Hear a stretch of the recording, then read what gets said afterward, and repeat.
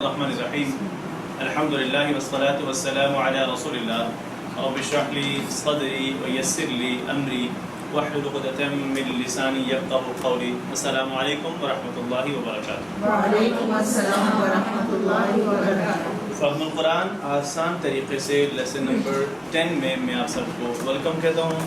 آج کے سبق میں انشاءاللہ ہم سورۃ الناس کو پڑھیں گے اور گرامر میں آج ہم فاعل، مفعول اور فعل بنانا سیکھیں گے. سبق شروع کرتے ہیں لیکن اس سے پہلے ہم اعادہ کریں گے جو اس سے پہلے آپ نے کل سبق پڑھا تھا. تو کل بھی میں نے کسی سنا لفظ اعادہ بولا ہے تو یہ لفظ اعادہ ہوتا ہے. ٹھیک ہے، ای ہوتا ہے اس کے ساتھ، اعادہ نہیں ہوتا ہے. ٹھیک ہے، بولے سارے کیا ہوتا ہے؟ اعادہ. تو کیا پڑھا تھا پچھلے سبق میں؟ فلک کا معنی کون بتائے گا؟ جو ہم نے یہاں پڑھا سب پڑھا تھا. اس میں کیا پڑھا تھا سبق کے اندر؟ جی والدین کے بارے میں پڑھا تھا کہ فجر کے بعد 3 بار پڑھنا، مغرب کے بعد. اور کل میں نے اسپیشلی بچوں کو بھی پڑھایا تھا اور ان کو بتایا پڑھی ڈیٹیل سے، تو الحمدللہ خود بھی مشہور کیا. یعنی ہر فرض نماز کے بعد پڑھنا ہے، فجر اور مغرب 3 دفعہ، باقی نمازوں کے بعد ایک ایک بار. جی اور کے بعد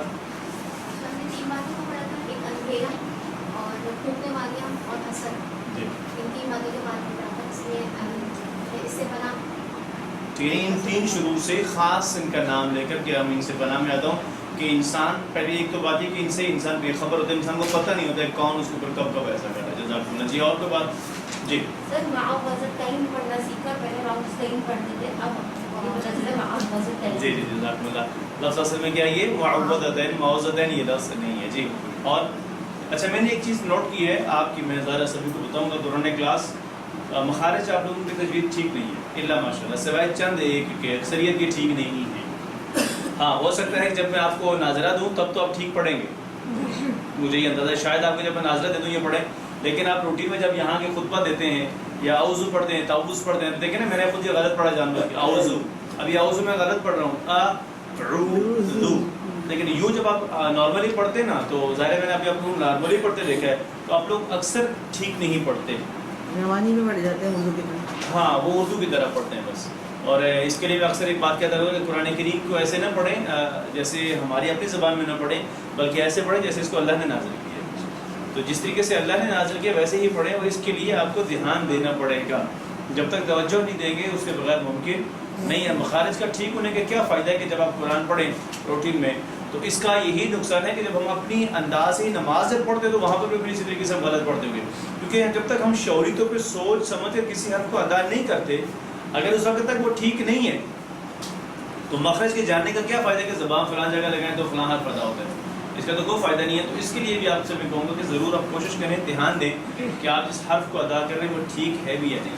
ٹھیک ہے. گرامر میں کیا پڑھا تھا؟ فعل امر اور نہیں کو. جزاک اللہ خیر. آج ہم شروع کرتے ہیں سورۃ الناس ہے. تو پہلے اس کہ جب آپ کا تعلق قرآن سے بنتا ہے ڈائریکٹلی قرآن سے، نا سمجھنے کی بات وہ دوسری تعلق کی بات کرتے ہیں، اور جب آپ اس کا تعلق بنتا ہے اس کے ساتھ تو یہ اس کے بعد جب آپ اس کو یوں ہی ترتیل سے پڑھتے ہیں تو یہ دل میں اترتا ہے. تو جیسے آپ نے سنا ہوگا تو کس طریقے سے سکون اطمینان قلب محسوس ہو رہا تھا یا نہیں ہو رہا تھا، لیکن خود کے پڑھتے ہوئے کبھی ایسا کیوں نہیں ہوتا؟ یہ کبھی کبھار ہوتا ہوگا شاید، لیکن اکثر نہیں ہوتا ہے. کیوں نہیں ہوتا ہے؟ اس لیے کہ ہم اس کو اس طرح سے پڑھتے ہی نہیں ہیں. اور آپ کبھی تجربہ کر کے دیکھیں، آج ہی جا کے تجربہ کر کے دیکھ لیں. قرآن کو ترتیل سے، ایک تو بات ترتیل لازمی ہے، اس کے بغیر نہیں ہو سکتا، اور ایک پورے ایک انداز سے پڑھ کے تو دیکھیے واقعتاً خود پڑھتے ہوئے بھی دل کو سرور و سکون ملتا ہے. اور جی چاہتا ہے کہ میں اس طرح سے اور اس کی تلاوت کرتا رہوں. آپ تجربہ کر کے دیکھیے. سر کوانٹٹی پہ جاتے ہیں، کوالٹی پہ نہیں. اس کے لیے ہم لوگ کوانٹٹی پہ جاتے ہیں، کوالٹی پہ نہیں. کوالٹی پہ جاتے ہیں. جب آپ کوالٹی کو لے کے چلیں گے تو پھر اس کی جو حقیقت ہے، ایک تو اطمینان قلب نصیب ہوتا ہے، ایک سرور، ایک سکون ملتا ہے انسان کو. اور سمجھنا تو اس سے اگلی بات ہے نا. تو پھر جب وہ دل پہ اثر کرتا ہے تو پھر انسان کے وجود بھی تب آئے گا جب اس کو وہ سمجھے گا. یہ ایسا کلام ہے کہ اس کو بغیر سمجھے بھی پڑھتے ہیں تو بھی یہ دل کے اوپر کم از کم ضرور اثر کرتا ہے. اب ہم اس کا لفظ معنی سیکھتے ہیں. قل، تو قل آپ نے پیچھے پڑھ لیا ہے. کیا معنی ہے قل کا؟ سارے بولیے. قل کا معنی، اور قالا اور قالو اسی سے ہی ہیں الفاظ استعمال ہوتے ہیں، ان کو اگلے اسباق میں جا کے سیکھ لیں گے. اعوذ کا کیا معنی پڑا ہے؟ میں پناہ میں آتا ہوں جی اعوذ میں پناہ میں آتا ہوں میں پناہ میں آتا ہوں بربی رب کی رب کی بربی رب کی اور الناس انسان انسان یا لوگ دونوں استعمال ہوتے ہیں. اس کو ناس واحد انسان اور سوری انسان واحد اور ناس اس کی جمع بھی ہے, انس بھی جمع استعمال ہوتی ہے اور اسی طریقے سے انسان بھی ہے. تو یہ یہاں پر اس سے مراد بسوں کا جنس لی جاتی ہے. اور جیسے یہاں پہ یہ انسان ہے لیکن جب آپ انسان کی بات کرتے ہیں سارے انسان, تو سارے جب انسان کہیں گے تو جمع تو خود بخود اس کے اندر موجود بھی ہوتی ہے. ٹھیک ہے, وہ یہ بات پہلے ہم پڑھ بھی چکے ہیں کہ پہلے اپنے آپ کو غیر محفوظ محسوس کیجیے کہ آپ ہر طرف سے ہر طرح سے ہر قسم کے شر کے اندر کیا ہیں, گھرے ہوئے. اور پھر اللہ رب العالمین کی عظمت کو محسوس کیجیے کہ جس نے آج تک ہم سب کو ان تمام شرور سے حفاظت دی ہے, ہمیں محفوظ رکھا ہے. اور پھر اس سے ہم یہ درخواست کرتے ہیں کہ ربا آج کے بعد بھی تو ہی ہماری حفاظت ہو. جب کہتے ہیں نا لوگوں کا رب, قرۂ عرض پہ تقریباً 700 نہیں بلکہ اب تقریباً 800 کے لگ بھگ ہے, یعنی کروڑ ارب 8 ارب انسان ہیں تقریباً, یا 7.5 ارب ہوں گے, ان سب کا رب. اب جب کہتے ہیں نا سارے انسانوں کا رب, تو مراد کیا ہے کہ ان انسانوں کی پرورش کرنے والا, ان انسانوں کی ضروریات کو پورا کرنے والا, اور ایک ایک ہر انسان کے جسم کے ایک ایک ذرے کی پرورش کرنے والا, کروڑوں خلیوں کی پرورش کرنے والا. اور لوگوں کے لیے, لوگوں کی پرورش کے لیے یہ بارش برسانا, یہ کھیتی, یہ سب کچھ جتنا کچھ ہمارے دیکھتے ہیں آپ, یہ سب کچھ کس کے لیے ہے؟ انسانوں کے لیے.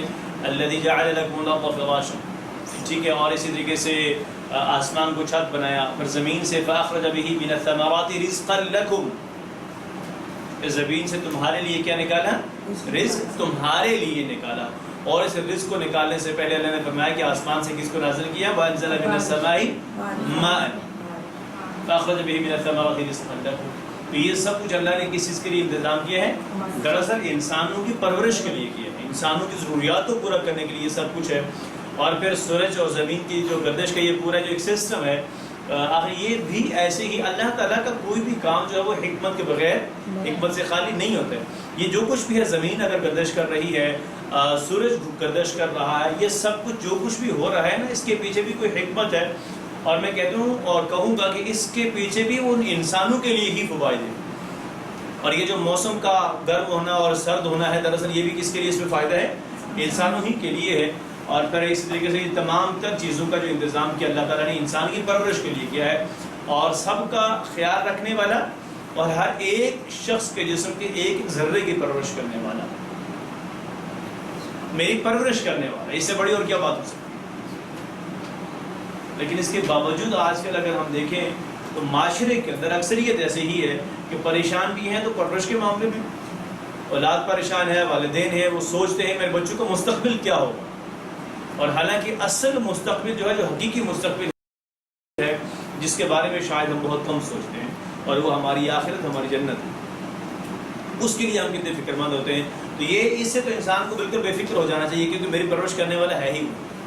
ترجمہ کیجئے, قل کہہ دیجئے اعوذ میں پناہ میں آتا ہوں میں پناہ میں آتا ہوں بربی الناس, قل اعوذ برب الناس, کہہ دیجئے میں لوگوں کے رب کی پناہ میں آتا ہوں, میں لوگوں کے رب کی پناہ میں آتا ہوں. من ملک الناس الہ الناس. ملک ہم نے مالک تو پڑھا تھا پیچھے, تو ملک بادشاہ کو کہتے ہیں, ملک لام کے اوپر زبر سے فرشتہ, اور مالک مالک ہی کہتے ہیں. ٹھیک ہے, فرق دیکھ لیں, ملک بادشاہ اور مالک کا معنی بھی مالک ہی ہے. اس میں اور اس میں تھوڑا سا بادشاہ میں اور مالک میں فرق ضرور ہے, وہ آپ نے کچھ پڑھ بھی لیا ہے, اس کے حوالے سے آپ نے پڑھ لیا ہے پیچھے. تو کون ہے مالک؟ مالک ہے کون؟ مراد جس کا کوئی اختیار ہو, جس کے پاس اختیارات ہوں. تو بادشاہ کے پاس یہ اختیارات نہیں ہوتے. بادشاہ کم ہو گیا میرے خیال میں, چھوٹا ہو گیا, عارضی ہو گیا, دنیاوی ہو گیا, دنیاوی. بادشاہت بھی اسی کی ہے. بادشاہت سے مراد اگر میں آسان الفاظ میں سمجھا سکوں, اور مالک میں فرق. بادشاہ اگر ہم کہیں حکمران کی مثال لے رہے ہیں, تو یا اللہ تعالیٰ کو بھی اگر بادشاہ مانیں, تو بادشاہ دراصل ایک قوانین بناتا ہے, اور وہ رعایا کا خیال رکھتا ہے اور رعایا ان احکامات کے اوپر کیا کرتی ہے؟ عمل کرتی ہے. لیکن وہ کریں یا نہ کریں ان کی مرضی ہے, آپ ان کو پابند نہیں کر سکتے. لیکن مالک میں کیا ہے کہ ٹوٹلی کنٹرول اس کے پاس ہے, آپ کے پاس اختیار ہے ہی نہیں کچھ. ٹوٹل جو کنٹرول ہے نا آپ کے اوپر بھی, وہ کنٹرول صرف اور صرف کس کے پاس ہے؟ مالک کے پاس. آپ کے مالک کے پاس ہے, آپ کا اختیار ہے. اور جس طریقے سے غلام ہوتا ہے نا کسی گھر کے اندر, غلام والی کیفیت ہے کہ غلام کو مالک نے کہہ دیا کہ پوری رات انہیں کھڑے ہو کے یہاں گیٹ پہ کھڑے رہنا ہے, تو اس کو نیند آئے یا نہ آئے اس نے قربان کرنی ہے اپنی ساری خواہشات. تو گویا کہ اس کی خواہشات کے اوپر بھی کنٹرول کس کا تھا؟ اس کے مالک کا. تو یہ مختصر ہو سکتا ہے اس سے اچھا اور بھی بیان کیا گیا ہو, لیکن یہ آسان الفاظ میں آپ کہہ سکتے ہیں ملک اور مالک کے اندر. تو یہاں پہ ملک الناس, لوگوں کے بادشاہ کی, اور الناس وہی بات پھر ابھی ہم نے پیچھے پڑھی ہے. الہ الناس الہ واحد اور الہۃ اس کی جمع ہے, اور یہ ہم نے پیچھے پڑھ بھی لیا ولا الہ غیر, الہ پڑھ لیا نا پیچھے, اور الہ الناس لوگوں کے معبود کی. اب ہم ان دونوں صفات جو اللہ کی بیان کی گئی ہیں, ملک اور الہ, دونوں کا پہلے دیکھتے ہیں. پہلی جو بات یہ ہے کہ سچا بادشاہ وہی ہے کہ جو لوگوں پر کیا رکھتا ہو اور لوگ اس کی بات مانتے ہوں. یہ ہے بادشاہ سے مراد کہ بادشاہ قوانین بناتا ہے, لوگ ان قوانین پہ کیا کرتے ہیں؟ عمل کرتے ہیں. اور اللہ رب العالمین کے اختیار میں تو سبھی کچھ ہے. لیکن سوال یہ پیدا ہوتا ہے کہ کیا ہم اللہ تعالیٰ کو بادشاہ مانتے بھی ہیں؟ آخری بات ہے کہ دعا بھی وہی ہے جو میں نے سوال اٹھایا, اسی کی مناسبت سے دعا آ گئی ہے, اے اللہ مجھے اس بات کی توفیق دے کہ میں تجھے سچا بادشاہ مانوں. اب سچا بادشاہ مانوں سے کیا مراد ہے؟ کون مسلمان ہے جو اللہ کو بادشاہ نہیں مانتا ہے؟ کوئی مسلمان زبان سے تو ہر ایک کہتا ہے کہ اللہ سے بڑا بادشاہ کوئی اور نہیں ہے. جب اللہ کو بادشاہ مان دے, یعنی اللہ مجھے اس بات کی توفیق دے کہ میں تیرے ہی قانون کو مانوں. اللہ کو تو مانتے ہیں, اللہ کی مانتے ہیں, اور اللہ کے سارے جو قوانین ہیں وہ سب کے سب قرآن کریم کے اندر موجود ہیں. تو گویا قرآن سمجھے بغیر اللہ کے قانون پر عمل کرنا ممکن ہی نہیں. آپ عبادات تو کر لیں گے, مخصوص کچھ عبادات, لیکن اللہ کو بادشاہ ماننا, ہمیں کیا پتا اللہ تعالیٰ نے کیا احکام دیے جب تک خود سے قرآن پڑھتے نہیں ہیں, سمجھتے نہیں ہیں. ملک الناس کی تلاوت کے ساتھ کوشش ہو کہ لوگ واقعتاً اللہ کو ہی بادشاہ مانیں. کیا مراد ہے؟ کہ سارے لوگ اللہ کے قوانین پر عمل کریں. لیکن کہاں اللہ رب العالمین کے احکامات پر عمل کیا جاتا ہے؟ ویسے آپ خود سوچیے نا, سارے لوگ کیا ہمارے معاشرے کے اندر اللہ تعالیٰ کے احکامات پر عمل کیا جاتا ہے؟ ایک ہی حکم کی مثال دیتا ہوں, باقی سب کو چھوڑ دیں. نماز جو حکم ہے نا اللہ تعالیٰ کا, فرض بھی کتنی دفعہ اللہ تعالیٰ نے حکم دیا ہے نماز کے لیے. تو آپ آج ہی کے دن کی مثال لے رہے ہیں, اپنے معاشرے کی طرف جائزہ لیں, آج ہی فجر کی نماز کتنے لوگوں نے پڑھی؟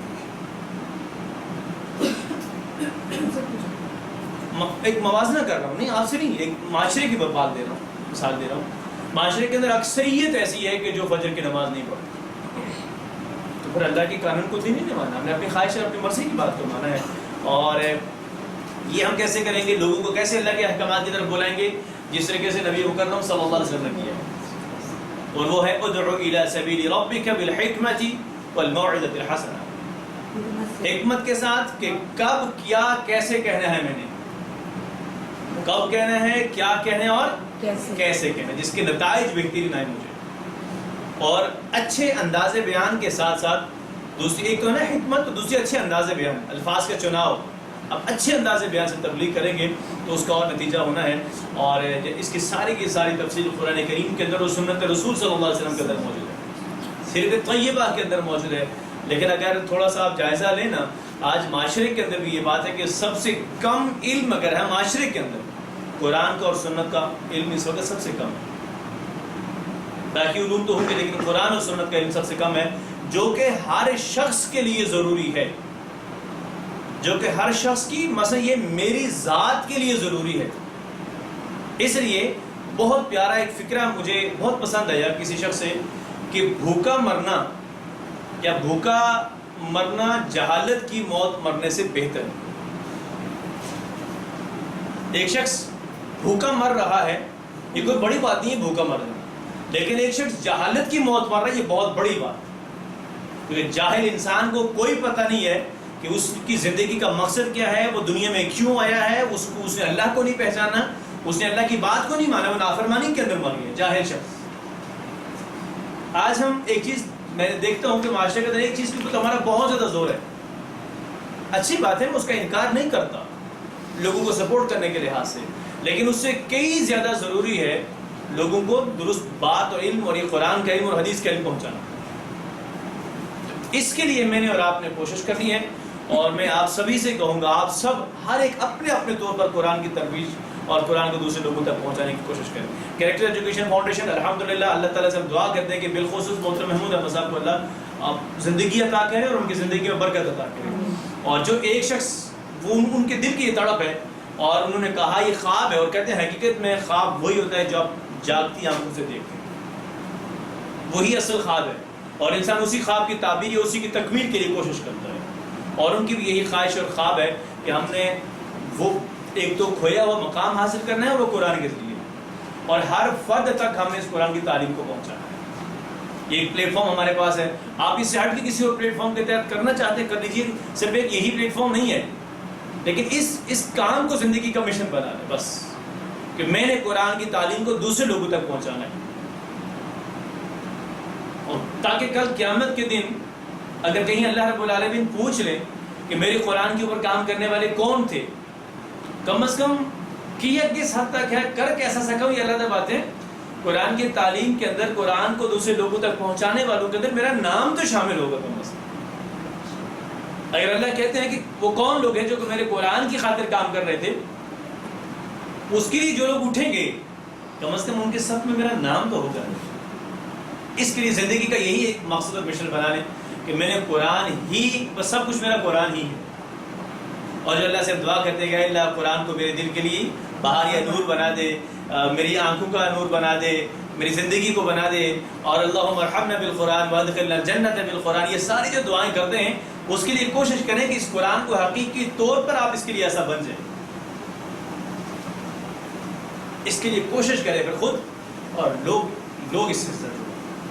اور اللہ کی قسم میرا ایمان کامل ہے جب یہ امت واپس قرآن کریم کے اوپر آ جائے گی نا، بطور امت جڑ جائیں گے نا، دنیا کی کوئی طاقت اس مسلمان کو زیر نہیں کر سکتی۔ آج یہ کہ بس ہم وہ مقام واپس کسی طرح جوڑے امت کو قرآن کے ساتھ۔ آگے ہے دوسری بات، اب یہ آ جائے گی تیسری بات۔ اس وقت دو باتیں پڑھ لی، ایک پڑھی ہے رب کے بارے میں، پھر پڑھا ہے مالک کے بارے میں، اب پڑھتے ہیں الہ کے بارے میں۔ معبود، سچا معبود وہی ہے کہ مصیبت کے وقت لوگ اس کو پکارتے ہیں، اور یہ سابقہ قوموں کی بھی ہم مثال پڑھ چکے ہیں، جب وہ کسی مشکل میں پھنستے تھے تو خالصتاً اللہ کی اطاعت کرنے کا ارادہ دعا کرتے تھے، اور اللہ سے کہتے تھے کہ اللہ ہماری مدد فرما، اور جب اس سے وہ نکل جاتے تو پھر اپنی نافرمانی کے اوپر واپس آ جاتے۔ آج بھی ہم دیکھتے ہیں کہ اکثر جو شخص میں نے خود دیکھا ہے، اکثر جو نافرمان شخص ہو نا، نماز نہ پڑھتا بالکل بھی، کہیں سخت بیماری میں مبتلا ہوتا ہے نا، اس وقت پھر یا اللہ ہی آیا۔ تو یہ ہے سچا معبود وہی ہے کہ مصیبت کے وقت لوگ اسی کو پکارتے ہیں، اور اللہ تو مجھے اس بات کی توفیق دے کہ میں تجھے سچا بادشاہ، سچا معبود مانوں۔ معبود ماننے سے مراد کیا ہے کہ تیری ہی پرستش کروں، شیطان یا اپنے نفس کی عبادت نہ کروں۔ اور یہ قرآن مجید میں اللہ رب العالمین نے فرمایا کہ افرأیت من اتخذ الہہ ہواہ، کیا تم نے اس شخص کو دیکھا ہے جس نے اپنی خواہشات کو اپنا معبود بنایا ہو؟ تو گویا کہ ہم نے خواہشات کی پیروی نہیں کرنی، اللہ رب العالمین کی پیروی کرنی ہے، اطاعت خداوندی کرنی ہے ہم نے، نہ کہ اطاعت نفس کرنی ہے، اور نہ کہ اطاعت شیطان کرنی ہے۔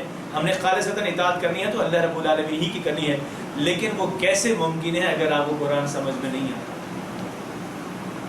اللہ تعالیٰ کی اطاعت قرآن سمجھے بغیر ممکن نہیں ہے، اور بدقسمتی کے ساتھ آج ہمارے معاشرے کے اندر قرآن کریم کو سمجھنے والی چیز لیا ہی نہیں جاتا ہے، بس برکت برکت اور برکت ہے۔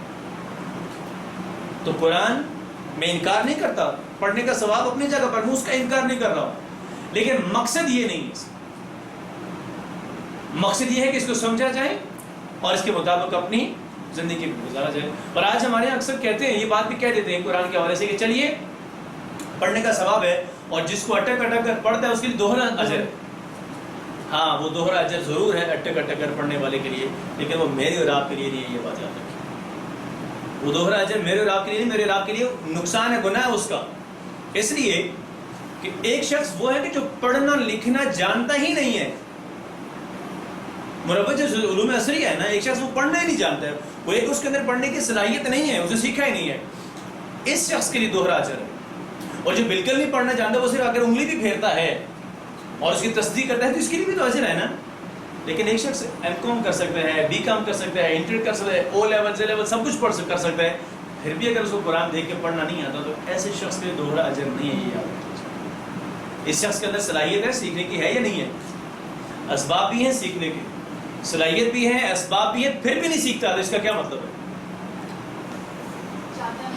اس کے اندر اس کی اہمیت ہی نہیں ہے. تو جب اہمیت ہی نہیں ہے تو پھر آپ کے لیے جب اہمیت ہی ہے پھر اس چیز کا آپ کو دوہرا اجر کیسے ملتا ہے؟ تو اس کا مطلب ہے میں اور آپ اگر پڑھنا لکھنا جانتے ہیں اور اس کے باوجود قرآن صحیح نہیں پڑھتے تو کیا کہوں میں اس کے لیے؟ کوئی والی بات آ گئی نا, جو جانتا ہے اور پھر عمل نہیں کرتا کرتا, زیادہ سخت ہوگا اس کے لیے. اس سے آسان میں یہ کہوں گا, دیکھیے مجھے اور آپ کو اللہ نے صلاحیت بھی دی ہے, ہمیں اسباب بھی دیے ہیں. ہم جس چیز کے اندر کمزور ہوتے ہیں تو ہم اس کے لیے اسباب لگاتے ہیں نا, کہیں مال و متاع لگاتے ہیں, کہیں وقت لگاتے ہیں. تو ایک سوچئے, آپ کیے بھی ہوں گے, آگے بھی کر رہے ہوں گے اور کریں گے بھی, تو یہ سوچئے کہ میں نے خود سے اپنے ذات کا قرآن درست کرنے کے لیے میں نے کتنی کوشش کی. کیا میں نے کسی کاری کو ہائر کیے؟ آج موبائل جدید دور ہے, آپ اس کے ذریعے سے اپنا قرآن درست کر سکتے ہیں. تو کم از کم یہ نیت اور ارادہ کریں کہ میں نے سب سے پہلی بات اپنا قرآن درست کرنا اور میں نے قرآن کو سمجھنا ہے. ترجمہ کیجئے, ملک الناس, سارے بولیے, ملک الناس, الہ الناس, ملک الناس, الہ الناس, من شر الوسواس الخناس, شر سے وسوسہ ڈالنے والے کے, پیچھے ہٹ جانے والے کے. من شر, شر سے, من آپ نے پیچھے پڑھ لیا اور شر کا معنی پڑھ لیا تھا, برائی یا تکلیف. اور کوئی بھی چیز جو برائی یا تکلیف کی طرف لے جائے وہ شر ہے. من شر, شر سے. الوسواس, وسواس کہتے ہیں بار بار وسوسہ ڈالنے والے. اس میں تکرار ہوتا ہے نا, تکرار کے اندر بھی بار بار ہے نا, ریپیٹیشن ہے, یہ بار بار وہ کام ہونا ہے. تو یہ وسواس کا مطلب بار بار وسوسہ ڈالنے والا, ایک بار ڈال کے ہٹ نہیں گیا بلکہ. اور وسوسہ کسے کہتے ہیں؟ یہ نا وسواس, وسوسہ ڈالنے والا. اور وسوسہ کہ بار بار دل میں کوئی اس طریقے سے بری بات ڈالی جائے کہ وہ محسوس ہی نہ ہو کہ بری ہے, نامحسوس طریقے سے, غیر محسوس طریقے سے. اور الخناس, ظاہر ہونے کے بعد چھپ جانے والا یا پیچھے ہٹ جانے والا. ظاہر ہونے کے بعد چھپنے والا یا پیچھے ہٹ جانے والا. من شر الوسواس الخناس. تو شیطان ہمیشہ ان دو حالتوں میں رہتا ہے, یا تو وہ وسواس ہے یا پھر وہ خناس ہے. وسواس کب ہے؟ کہ جب انسان اللہ کو بھول جاتا ہے تو تب شیطان وسواس ہے. اور خناس کب ہے, پیچھے کب ہٹ جاتا ہے؟ جب انسان اللہ کو یاد کرتا ہے. انسان اللہ کو یاد کرتا ہے تو شیطان خناس ہو جاتا ہے, اور انسان اللہ کو یاد نہیں کرتا تو شیطان کیا ہو جاتا ہے؟ وسواس. تب وہ وسوسہ ڈال رہا ہوتا ہے. تو کسی بھی برے کام کا سب سے پہلا جو قدم ہے وہ وسوسہ ہے. کسی بھی جو برائی ہے نا, آپ نافرمانی یا برائی کرتے ہیں تو اس کا جو پہلا قدم ہے وہ وسوسہ ہے. اور جب انسان کے اندر وسوسہ آتا ہے دل میں تو پھر اسے نیت خراب ہو جاتی ہے, اور جب نیت خراب ہوتی ہے تو انسان پھر وہ برا عمل کرتا ہے. اور ایک بار کرے گا تو پھر تو چلیے بات ہے, لیکن جب بار بار کرنے سے وہ انسان کی عادت بن جاتی ہے تو ایسے شخص پر انسان شیطان کا ایجنٹ بن جاتا ہے. شیطان پھر اس کام کے لیے اس کے اوپر محنت نہیں کرتا, اس کو چھوڑ دیتا, بس یہ خود کر رہا, مجھے اس کے اوپر محنت کرنے کی ضرورت نہیں ہے. تو پھر کیا ہے, پھر ہمیں کیا کرنا ہے؟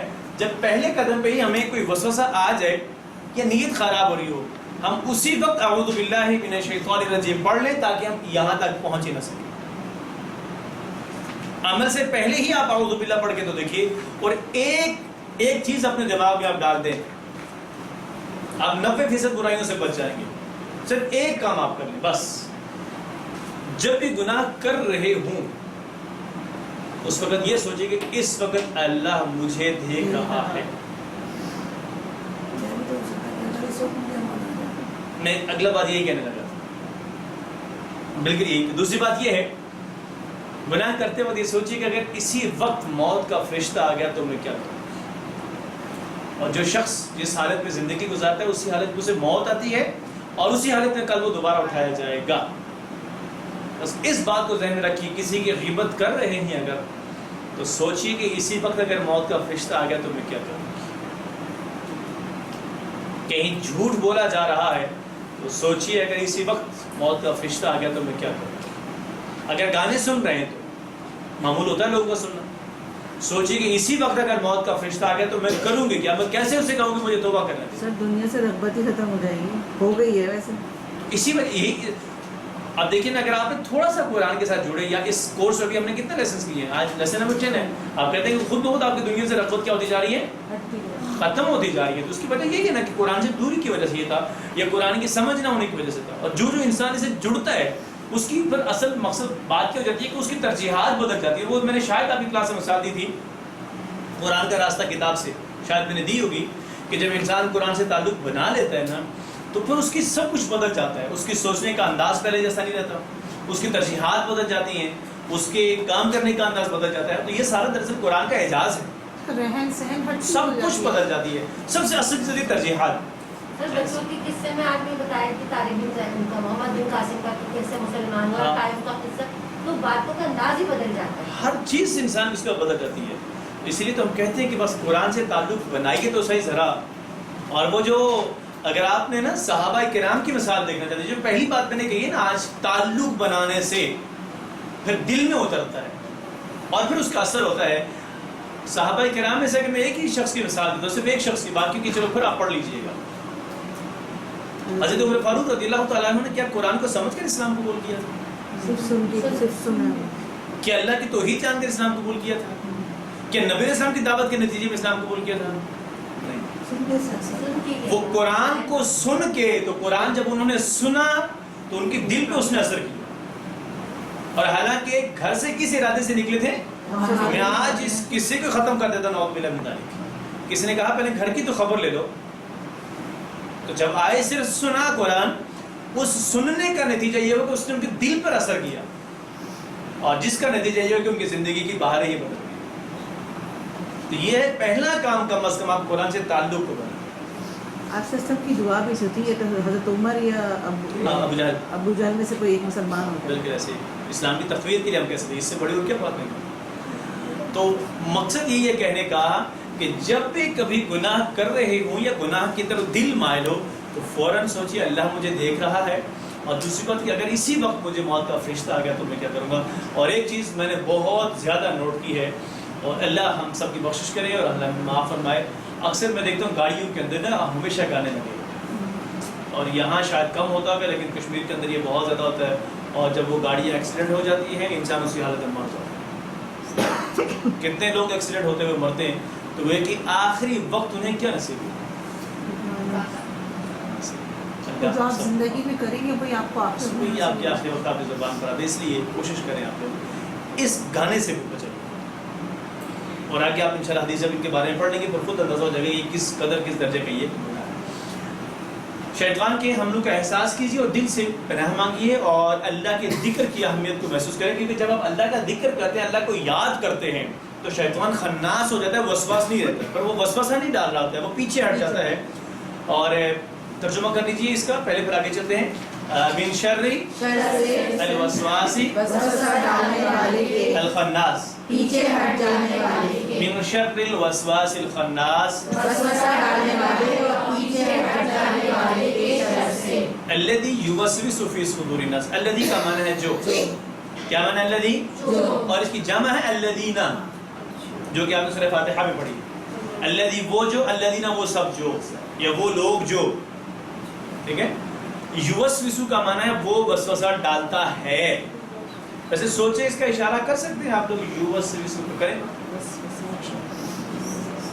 یو یو یو, وہ وسوسہ, وہ تو نہیں وہ, ہاں یہ نیچے یہ یوسوس. اوکے, تو اس کی جمع کیسے بنے گی؟ ساتھ آخر میں واؤ نہ لگا دیں, اور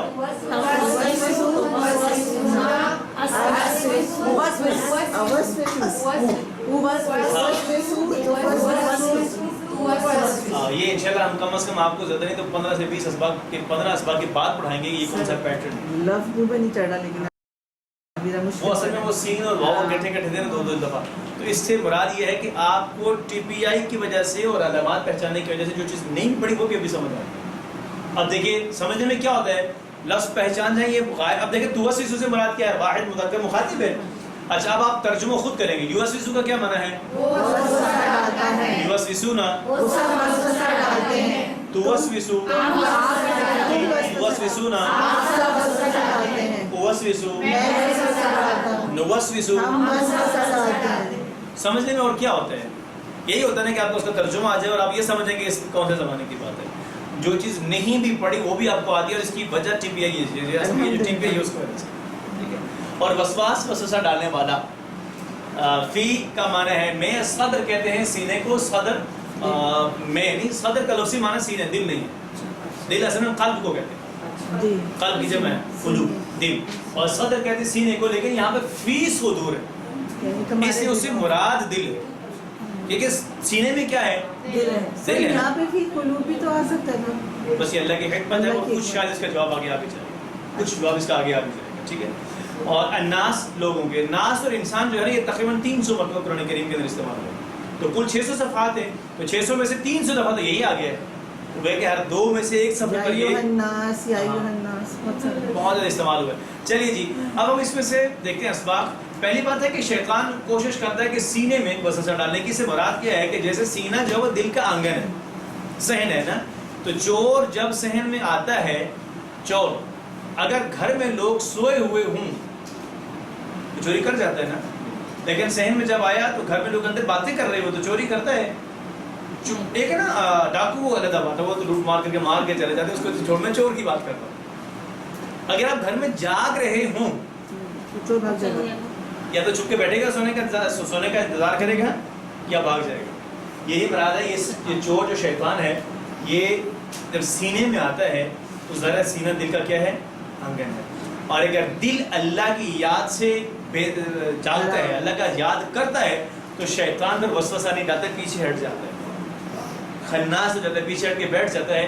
اور جب انسان کے دل سے اللہ کی یاد نکلتی ہے پھر وہ کیا ہو جاتا ہے؟ وسواس ہو جاتا ہے، وسوسہ ڈالتا ہے. اور پھر انسان اس شیطان کے حملے کے زد میں اگر گناہ کرتا ہے، اور اس کا نقصان یہ ہوتا ہے کہ انسان کے دل کے اوپر ایک سیاہ دھبا لگتا ہے. اور پھر اگر انسان توبہ کر لے تو وہ دھبا صاف کر دیا جاتا ہے.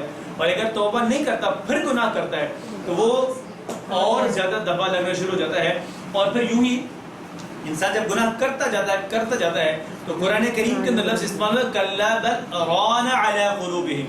یہ زنگ کہتے ہیں، دراصل وہ یہی زنگ کہ جب انسان گناہ کرتا جاتا ہے تو اس کے دلوں کے اوپر وہ دھبا، سیاہ دھبا لگنا شروع لگتا جاتا ہے. اور پھر سارا دل اس کا کیا ہو جاتا ہے؟ پھر سیاہ. اور یہ پتھر سے بھی زیادہ سخت دل بن جاتا ہے، پتھر سے بھی زیادہ سخت. اس پتھر سے زیادہ سخت چیز کو اگر کوئی چیز موم بنا سکتی ہے، موم کی طرح، وہ صرف 2 چیزیں جن کا حدیث میں ذکر آتا ہے: کثرت سے موت کو یاد کرنا، کثرت سے قرآن کی تلاوت کرنا. ہاں، قرآن کو ذکر بھی کہا گیا، تلاوت کرنا. آج یہی 2 چیزیں ہم بالکل ان دونوں چیزوں سے بے فکر ہوتے ہیں. کثرت سے موت کو یاد کرنا اور تلاوت قرآن کریم کی تلاوت کرنا.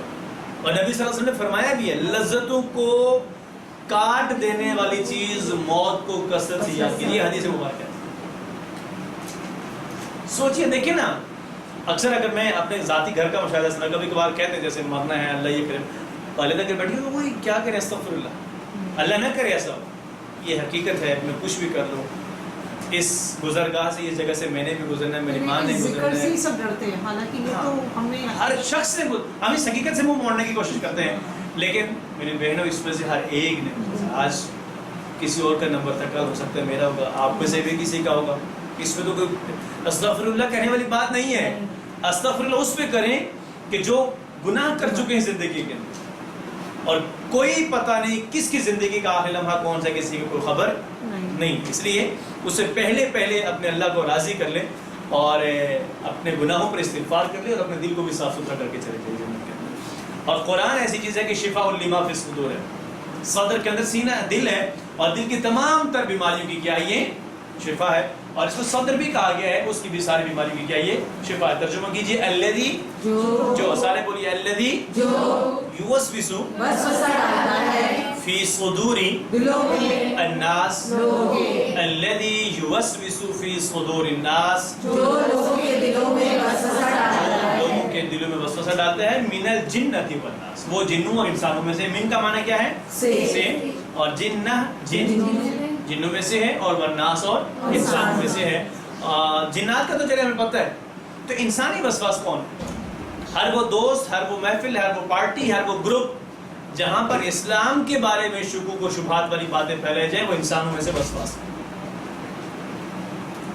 سوچی کہ کیا ہمارا نظام تعلیم جو کہ آج تقریباً بالکل غیروں کی طرف پہ کام کرتا ہے، اور ہمارے بچوں کو بالکل مطلب اس کے تو مسائل موجود ہیں ہمارے پاس، دہلی بنایا جا رہا ہے، اور جس میں کہا جا رہا ہے کہ بھائی سائنس کا سارا رول ہے، اور جو ڈارون کا جو تھا فارمولا، یہ جو اس کا جو کیا تھا نظریہ تھا، اس کے بارے میں زیادہ پڑھایا جا رہا ہے، یہی ساری چیزیں، اور خدا کا کوئی رول نہیں ہے.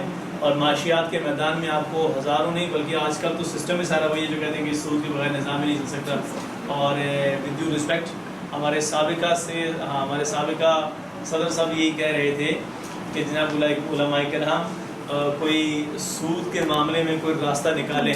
منموہن کیا کریں، منموہن ہی تھا نام کا، یہ نون لیگ کے دور میں جو تھے وزیر اعظم صاحب، صدر صاحب نہیں، صدر صاحب ممنون حسین صاحب، انہوں نے یہ کہا تھا تو کہ بھائی علماء کرام سود کے بارے میں معاملے میں کوئی راستہ نکالیں. سر یہ تو ہو گیا جو اپنی مرضی سے فیصلہ کروانا، اپنی مرضی کا دین. ہاں، اور اس کے علاوہ پھر یہ جو سودی مارکیٹ، سب مارکیٹ کے اندر آ گئی کہ جناب شیئرز ہیں تو اس میں بھی آپ شامل ہو جائیے.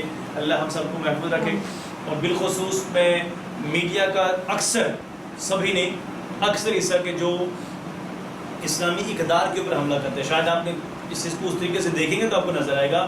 اور یہ میڈیا انتہائی غیر محسوس طریقے سے اسلامی اقدار پر حملہ کرتا ہے. اور میں نے اس چیز کو نوٹ کیا ہے، کبھی اس میڈیا کے اوپر بیٹھ کے کوئی شخص اگر اسلام کے جو شعائر ہیں ان کی بات کرتا ہے تو یہ لوگ اس کے خلاف ایسے بولتے ہیں کہ آپ لوگ سوچ بھی نہیں سکتے، احساس بھی نہیں ہوتا، اور ہم ان کو ان کی نگاہ سے ہی دیکھتے ہیں، ہم اس کو محسوس نہیں کر پاتے. یہ سارے انسانی وسواس ہیں. دل کی آنکھیں بند ہیں.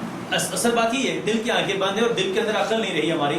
اور پھر انٹرٹینمنٹ انڈسٹری کے نام سے، کبھی فیشن اور پکوان کے نام سے جو ایسے تفریحی پروگرامات کیے جاتے ہیں، بالخصوص ان سب کے اندر جو اصل چیز جو میں نے نوٹ کی ہے، جو سب سے بڑا جو ان کا وار ہے نا، سب سے بڑا وار ان کا، وہ ہماری بہنوں اور ہمارے بیٹیوں اور بیٹوں کے اندر سے حیا کو نکالنے کا. یہ ایک ایسا مسلمان کے پاس ہتھیار ہے نا، حیا. جب تک وہ رہتا ہے تو آپ اس کے اوپر کچھ نہیں کر سکتے، لیکن جب وہ نہیں ہوتا نا تو نبی علیہ السلام نے کیا فرمایا، اذا لم تستحی فاصنع ما شئت، جب حیا نہ رہے جو چاہے مرضی کرو.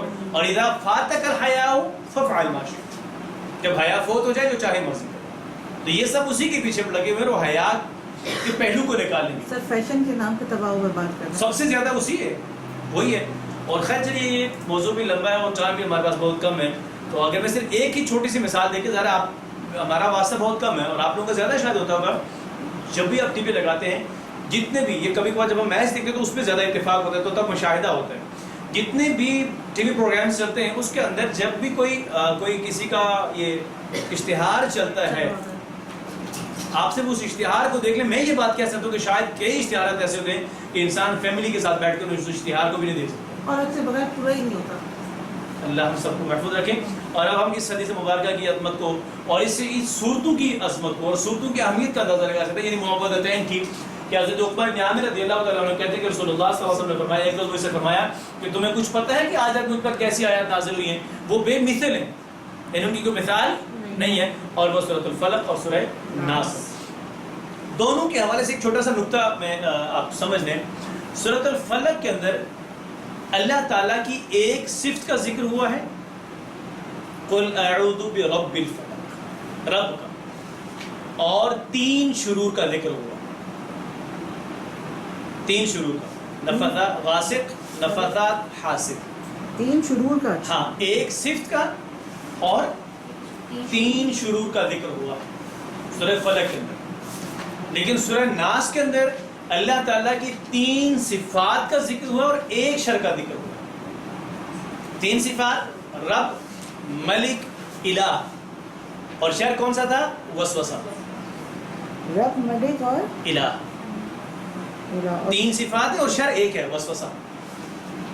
آپ تھوڑا سا اگر اس کی ڈپ میں جا کے سوچیں گے نا تو ہمیں اندازہ ہو جائے گا خود بخود کہ کتنی بڑا یہ شر ہے اور کتنا خطرناک ترین شر ہے کہ اللہ نے اس سے پہلے اپنی 3 صفات کا ذکر کیا. جو پہلے 3 شروع ہیں سورۃ الفلق کے اندر، ان کا اکثر، میں 100% نہیں کہتا، اکثر جو ان کا یا زیادہ تر نقصان ہے وہ ہماری دنیاوی زندگی کے اندر. ٹھیک ہے، لیکن یہ ایک ایسا شر ہے کہ اس کا سارا نقصان ہماری اخروی زندگی سے. اگر آپ اس کی وسوسے میں بڑھ جاتے ہیں تو پھر آپ ذرا اللہ کی نافرمانی کرتے ہیں، گناہ کرتے ہیں، اس کا سارا نقصان کہاں پہ ہونا ہے ہمیں؟ ترجمہ کیجئے، من الجنتی، جنوں میں سے نہیں، اس لیے اکٹھے پڑھ لیے، من الجنتی والناس، من الجنتی والناس، انسانوں میں سے. جزاکم اللہ خیر. یہ تھا سبق کا پہلا حصہ جس میں ہم نے سورۃ الناس کو پڑھا ہے. آج کے سبق میں یہ چیز جو پڑھتے ہیں یہ آپ بہت پہلے سے پڑھ چکے ہیں. ٹھیک ہے، آج کے سبق میں جو چیز ہم پڑھنے جا رہے ہیں یہ آپ بہت پہلے سے پڑھ چکے ہیں. بس ایک انداز سیکھیں گے، فاعل، مفعول اور فعل. تو پہلے مجھے بتا دیجیے سبھی لوگ ٹی پی آئی سے کیا مراد ہے؟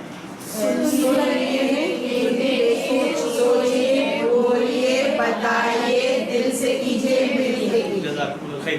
یہ آپ نے پڑھ لیا ہے ماضی، مضارع، امر اور نہیں، فاعل نام سے، یعنی کوئی بھی 3 روٹ ورڈ سے. تو کوئی ایک ساری کلاس کو یہ کہلوا دے. پہلے فعل ماضی کون کہتا ہے؟ کوئی ایک. چلیے آپ نے پہلے آج کیے. فعل فعلو، فعلتا فعلتم، فعلتو فعلنا، فعلت. مضارع کون کہلوائے گا؟ جی. یفعلو یفعلونا، یفعلو یفعلونا، تفعلو تفعلونا، تفعلو تفعلونا، افعلو نفعلو، افعلو نفعلو، تفعلو. تفعلو. آپ امر نہیں پڑھا رہے. افعلوا افعل افعل افعل افعل افعلوا افعل افعلو، تفعل لا تفعل لا تفعل، لا تفعل لا تفعل لا تفعل، لا تفعل. چل ایک دفعہ دوبارہ پڑھیں. ایک ساتھ میرے ساتھ سارے پڑھیے.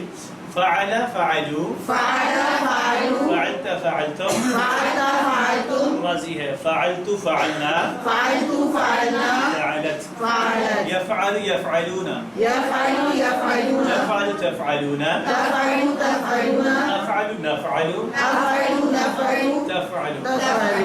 افعل افعلوا، افعل افعلوا، افعل افعلوا، افعل افعلوا، لا تفعل لا تفعلوا. لا تفعل لا تفعلوا. رائٹ ہینڈ سے لا تفعل لا جی. لا تفعل لا تفعلوا. لا تفعل لا تفعلوا. یہ آپ نے 3 روٹ ورڈز، 3 حروف فاعل نام سے ماضی، مضارع، امر اور نہیں بنا لیا ہے. اب آپ اس کی جگہ پر کوئی بھی 3 روٹ ورڈز ڈالیں گے تو پیٹرن یہی رہے گا، جو کہ ہم اگلے سبق سے شروع کریں گے. آج ہم انہی فاعل نام روٹ ورڈ سے فاعل، مفعول اور فعل بناتے ہیں. اس میں فرق کیا ہے کہ ہم نے تبدیلی کہاں پہ کی، چینجز کہاں پہ لائی ہیں. یہ فاعل تھا تو پہلے حرف کے بعد کیا لگا دیا ہے؟ الف لگا دیا. تو آگے دوسرے کی نیچے زیر اور اس کے بعد پیش ہو گئی. تو فاعل سے کیا بنا؟ امر. فاعل کیا بنا؟ سارے بولیے کیا بنا فاعل سے؟ سارے بولیے. آپ کو اگلے والے کو چھوڑ دیں، پہلے یہی پڑھیے کیا بنا فاعل سے؟ پھر پڑھیے. اچھا نصر سے کیا بنے گا؟ ناصرون. ناصر، مدد کرنے والا اردو میں استعمال ہوتا ہے. اور یہ تینوں اسماء ہوتے ہیں، یہ یاد رکھیں. اس کو اسم فاعل، اسم مفعول اور اسم فعل کہتے ہیں. ٹھیک ہے، اس کا آخر میں دیکھنا اسم کیا علامت ہے، یہ دیکھ لیجیے. سر اتنے مشکل پر سیکھنے ضروری ہوتے ہیں. لیکن سمجھا رہا ہوں نا، آپ یہ سوچیں گے کہ ہم نے تو اس کو فعل میں پڑھا ہوا ہے اور اس کے آخر میں 2 پیش آ گئی ہے، تو کیسے ہی آپ لوگ وہاں پریشان ہوں گے نا. اس لیے بتا رہا ہوں کہ اس کے آخر میں 2 زبر 2 زیر 2 پیش آتی ہے. شروع میں الف بھی آتی ہے کیونکہ یہ اسم ہوتا ہے، لیکن ہے کام کے اندر نا. فاعل کام کرنے والا، تو کام کر رہا ہے نا، اس لیے ہم اس کو یہاں پر سیکھتے. ٹھیک ہے، تو سب سے اچھا مثال ہے نا قتل ہے. ہاں قتل، آپ کہتے ہیں قاتل کرنے والے، قتل کرنے والا، قاتل نہیں. کوئی فعل کر رہا ہے نا. اس سے پہلے ہم نے جتنے بھی افعال پڑھے ہیں، میں اصل جو اس کو جوڑتا ہوں آسانی کے ساتھ، ہم نے دیکھے نصرہ اس نے مدد کی. اب کوئی شخص تو ہے نا جو مدد کر رہا ہے. اب ناصر کیا ہو جائے گا؟ مدد کرنے والا.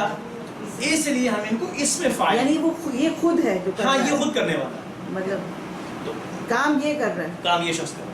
چلیے جی، تو فاعل سے کیا بن گیا؟ فاعل. فاعل. جعل سے کیا بنے گا؟ نصر سے کیا بنے گا؟ فتح سے کیا بنے گا؟ اکل سے، مشکل تو نہیں ہے. بس یہی پیٹرن ہوگا جہاں پہ بھی قرآن میں آپ دیکھتے جائیں. اب ہم دیکھیں مفعول. اب یہ مفعول آپ نے میرے خیال میں جب گرامر پہلی دفعہ پڑھی تھی وہاں پڑھی, اردو کی گرامر بھی سیم ہی ہے نا. پیٹرن کیا ہے جس پہ کام کیا جائے. اب وہ جو فا عین لام تھے نا اس کے علاوہ جو کام ہو اس کو آپ کو ہائی لائٹ کر کے دکھا دیا گیا. ایک تو شروع میں ماں لگ گیا, دوسرا ساکن ہے, اور جو یہ عین تھا یہ دوسرا حرف, اس کے بعد واو لگ گیا ہے اور اس میں پیش لگے گا ظاہر ہے. تو یہ بن گیا مفعول. فعل سے کیا بن گیا مفعول. پھر بولیے فعل سے مفعول, فعل سے مفعول, فتح سے مفتوح مفتوح, مفتوح, فتح, مفتوح, جعل, مجعول, نصر. ہاں چلیے اب میں آسان دے نصر, پھر پڑھیے نصر, غفر, یہ روزانہ استعمال کرتے ہو گے. جی جی مغفور, تو جس کی بخشش کی گئی. غفر سے مغفور, غفر سے مغفور, اور فتح ضرب سے مضروب, یہ بھی استعمال کرتے ہیں کہ نہیں کرتے؟ مضروب, مضروب, ہاں وہی ہے. ضرب سے مضروب, سارے بولیے ضرب سے مضروب, اور ظلم سے مضروب. یہ کرتے ہیں. یہ سارے ایسے ہی ٹھیک ہے. اور جو آخری ہے نا فعل, اس کا 100% سب کا پیٹرن سیم نہیں ہوتا, یہ آپ کو یاد رکھنا پڑے گا. تقریباً کا پیٹرن یہی ہوگا فعل, لیکن اکثر کا جا کے چینج ہو جائے گا. جس کا چینج ہوگا وہ آپ کو یاد رکھنا پڑے گا, کیونکہ ہر چیز یہ سمجھیں کہ وہ پیٹرن کے تحت ہی کچھ نہ کچھ, یہ ایک ایسی چیز ہے یہ اپنی مرضی کے ہوتے ہیں. یہ سارے پیٹرن کے تحت ہوتے ہیں, لیکن یہ جو ہے نا آخری فعل یہ اپنے ہر جگہ پر اپنے انداز سے ہوگا. اس کو ہم آگے جا کے سیکھ لیں گے کیسے کیسے ہوگا, وہ بہت کم جگہ. اب آپ اس کا اشارہ پڑھیں گے, میرے ساتھ اس کو پڑھیے گا. سر ایک کوسچن پوچھنا ہے, میں نے ابھی ہم نے ضربہ اور یہ سب پڑھے تو ہم نے ضربن کیوں نہیں پڑھا؟ ہاں ضرب اس سے نہیں پڑھا کہ وہ فعل ہے. یہ ضربہ جو ہے نا لکھا ہوا تھا وہ اسم, یہ تو ہم نے شروع میں پڑھا پہلے سبق میں, کہ جو اسم ہوگا اس کے آخر میں 2 زیر 2 پیش 2 زبر ہوگا اور شروع میں ال ہوگا. تو فعل میں یہ کام نہیں ہوگا. تو یہ ابھی اگلے سبق سے سب کچھ آپ کا واضح ہوگا, بس کل تک انتظار کیجیے. ٹھیک ہے چلیے جی. اب اس کا اشارہ کیسے کریں گے؟ کام کرنے والا, تو آپ لوگ اکثر بازار میں جاتے ہیں نا, تو وہاں مانگنے والے آ رہے ہوتے ہیں, تو وہ کیسے مانگتے ہیں؟ ایسے. تو وہ کام آپ دے رہے ہوتے ہیں نا, تو یہ ان کا ہاتھ ایسے, تو آپ مفعول کا اشارہ ایسے کیجیے گا.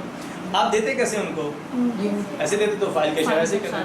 آپ کام کر رہے ہیں نا, آپ دے رہے ہیں اور وہ لے رہے ہیں, تو فاعل مفعول. اور اکثر جب ہم کوئی کام کرتے ہیں تو اس کے آخر میں ہم یوں اس طریقے سے آپ کا اشارہ کرتے ہیں. ٹھیک ہے, تو یہ ایسے کرنا ہے. ٹھیک ہے, اور یہ فاعل. اچھا ہم آخری حرف کو ساکن کر کے پڑھتے ہیں. کیوں؟ یہ میں پھر بتا رہا ہوں کہ یہ 2 زبر بھی آتا ہے, 2 زیر بھی آتی ہے, 2 پیش بھی آتا ہے. وہ فکرے کی مناسبت سے ہوتا ہے. ہم آسانی کے لیے سمجھنے کے لیے کہ یہ آتی ہی آتی ہے. اگر شروع میں ال لگے الفاعل ہو جائے گا, کیونکہ یہ چیز ہم پہلے سبق نمبر 1 میں پڑھتے ہیں. ٹھیک ہے چلیے پڑھیے فاعل. شاید اس کو جوڑنا ضروری ہے. جوڑیں گے نہیں تو پیسے دیں گے کیسے؟ یوں کر لیں پورا, جیسے کر لیں, ایسے کر لیں تو زیادہ آسان ہے. ایسے کر لیں تو پھر ٹھیک ہے. پڑھیے فاعل, مفعول, فاعل, مفعول, فعل. فاعل ترجمہ کیا ہوگا؟ مفعول جس پر اثر ہونے والا. ٹھیک ہے, اور فعل کوئی بھی کام کرنا ہے. یہ اب ہم اس کے مناسبت سے عربی میں بات چیت کرتے ہیں. اس کو دوبارہ بھی ہم آگے پڑھیں گے تو مزید کلیئر ہو جائے گا. ٹھیک ہے, تو اس کا فاعل کا اشارہ نہیں کریں گے. مجھے بتائیے هل انت فاعل؟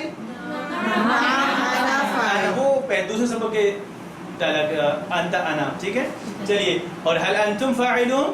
نحن فاعلون. نحن فاعل. اب ہم یہ مکمل ٹیبل ہو گیا آج فاعل سے. اس کے بعد ہم جتنے بھی روٹ ورڈز پڑھیں گے ان سب کو اسی طریقے سے پڑھیں گے. ان کو ماضی کے پڑھیں گے, مضارع, امر نہیں, فاعل, مفعول, فعل, بس جتنے بھی روٹ ورڈز ہوں گے. جیسے فاعل ہے تو اس میں جعل ڈال دیں گے, فتح ڈال دیں گے, نصر ڈال دیں گے, ضرب. تو یہ کام یہاں پہ ہم کر دیں گے. نیچے سارا پھر اس کی مناسبت سے کیا ہوتا جائے گا, یہ شروع کے روٹ ورڈز چینج ہوتے جائیں گے. پہلے فعل ماضی ہے, پھر فعل مضارع آئے گا, پھر امر اور نہیں آئے گا, اور فاعل فعل مفعول. جی فاعل مفعول. چلیے اب ہم پڑھتے ہیں, میرے ساتھ پورا ٹیبل پڑھیے. فعل فعلوا, فعلت فعلتم, فعلت فعلت فعلنا فعلت يفعل يفعلون تفعل تفعلون نفعل نفعل تفعل افعل افعلوا لا تفعل لا تفعلوا فاعل فاعل فاعل مفعول فعل فاعل مفعول فعل. آپ اس ٹیبل کو بہت اچھے طریقے سے یاد کریں. اس کے بعد ہم جتنے بھی ٹیبلز پڑھیں گے وہ سارے آپ کو زبانی یاد ہو جائیں گے اگر آپ کو یہ یاد ہو. روزانہ آج کون سا نیا اشارہ سیکھ رہے ہیں. چلیے وہ آپ بتائیے گا. تو یہ تھا آج کا سبق جس میں ہم نے سورۃ الناس کو پڑھا ہے اور گرامر کے اندر ہم نے فاعل مفعول فعل یا فعلہ کا ٹیبل مکمل کیا ہے. تم میں سے بہترین ہے وہ شخص جو قرآن سیکھ سکھائے. مجھے اور آپ سب کو الحمدللہ اللہ تعالیٰ نے اس بہترین سلسلے میں شامل ہونے کی توفیق دی ہے. اللہ تعالیٰ سے دعا کرتے ہیں کہ اسے ہمیشہ جاری رکھنے کی توفیق عطا فرمائے. سبحانک اللہم و بحمدک پڑھیے. نشہد ان لا الہ الا انت نستغفرک و نتوب الیک. چلیے جی ابھی آپ لوگ بس 1 منٹ لیٹ ہیں, 46 منٹ ہو گئے. تو فکس 11 بجے آپ سب اپنے اپنے گروپس میں بیٹھے ہونے چاہیے. آپ لوگوں کو پتہ ہے کہ کس کا کون سا گروپ ہے. آج دوبارہ بتا دیا گیا نا. آپ میرا بچے آپ نے اپنا گروپ وہیں پہ لے کے بیٹھ جانا ہے, ٹھیک ہے. اور آپ کا ادھر چلا جائے گا اور آپ کے جو کرتے ہیں نا اپنا میرا ناہید آپ کے ساتھ وہ سب یہیں پہ آ جائیں گے, ٹھیک ہے. والا گروپ یہاں, شمالہ والا گروپ وہاں اور میرا والا گروپ, ٹھیک ہے.